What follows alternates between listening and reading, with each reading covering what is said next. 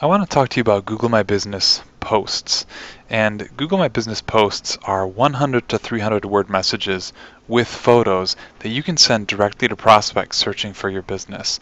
And the reason I say that is because they appear in specific places with your Google local listing. So for example, if I do a search for Barbara Oliver jewelry, the knowledge panel that comes up has an example of posts for this particular jewelry place, right? And so there's a photo and a message, and there's more than one post actually that appear right here. That's in the knowledge panel, the local knowledge panel.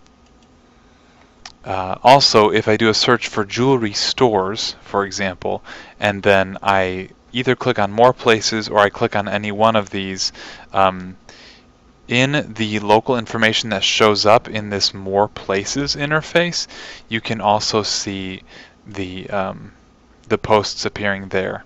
And then finally, in the Google Maps app, you will also see posts there when you look up businesses if they're using the posts feature.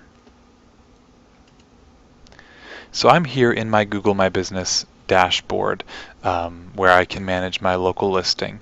And on the left-hand side was just a link for posts, and I clicked on posts, and now I'm in the posts section. And I can go ahead and write a post if I want to. So when I click to write a post, I get a couple different options. One, I can add a photo. The best image size for photos is 750 pixels by 750 pixels, and it has to be at least 250 by 250. No animated GIFs or videos are allowed, just a basic image in those dimensions. I can write 100 to 300 words for this post. The first 100 characters are what are actually going to be showing up in those various places, or at least in the knowledge panel. It depends on the interface, but you want to make sure those first 100 characters really count. And so if you think about that, that's even shorter than a tweet. So that's a very short amount of space you want to make sure you use carefully. Once you've created a post, it will stay up for 7 days, and then it will be taken down, unless you make it an event. You can see I have the option to make this an event, and I can put an event title, I can have a start date and time and an end date and end time, and if you do it that way, then it will stay up until the event is over. So you can see the example it's giving is a sale.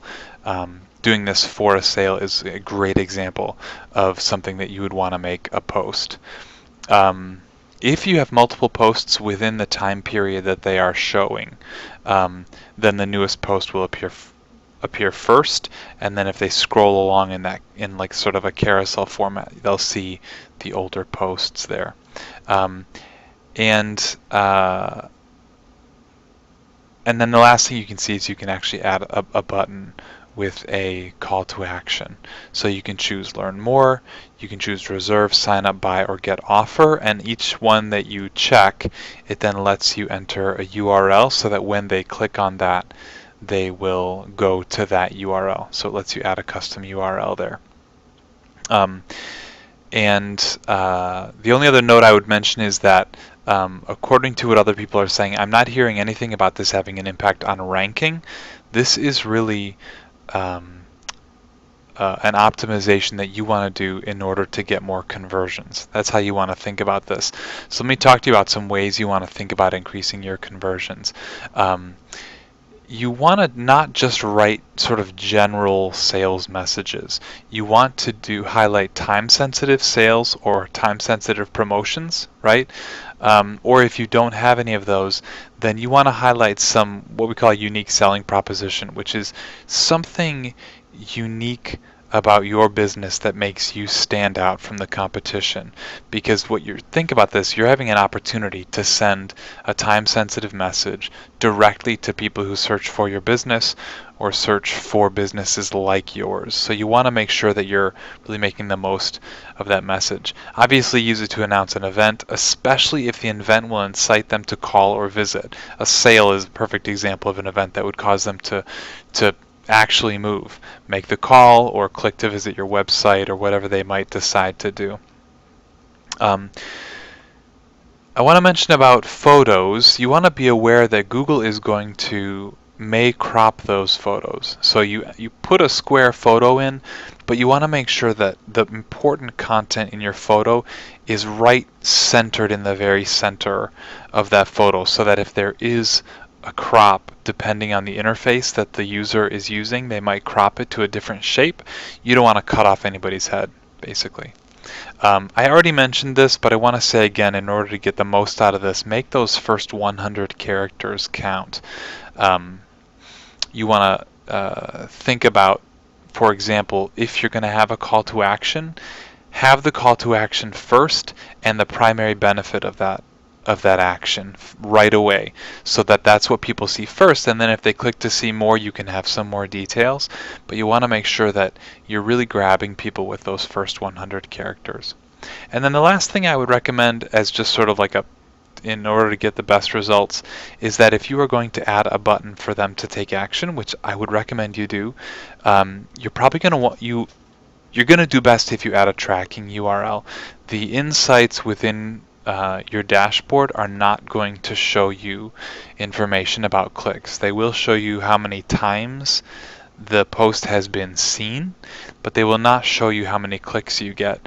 And especially if you're getting traffic from other places to that same page, then you want to somehow track how they're getting, if they're coming from your post, so that you can measure the effectiveness of your posts.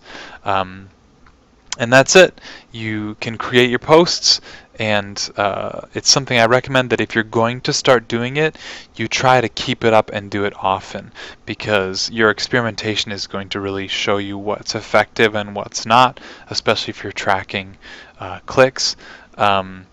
And because it's time sensitive, it's going to be more effective if you can kind of keep one up. If you just throw one up there and forget about it and 7 days passes and then you never put another one up, you're probably not going to see a lot of benefit from this. But if you're willing to use it over time, or if your business is the kind of business, or your client's business is the kind of business that often has various promotions or different kinds of events going on, you're going to want to just make this part of your normal workflow, is adding this post, because you're putting it right in front of users, right on Google's homepage when they search for your business, and you're putting it right in front of users, those sort of time-sensitive call to actions right in front of a prospect if they're searching for businesses like yours.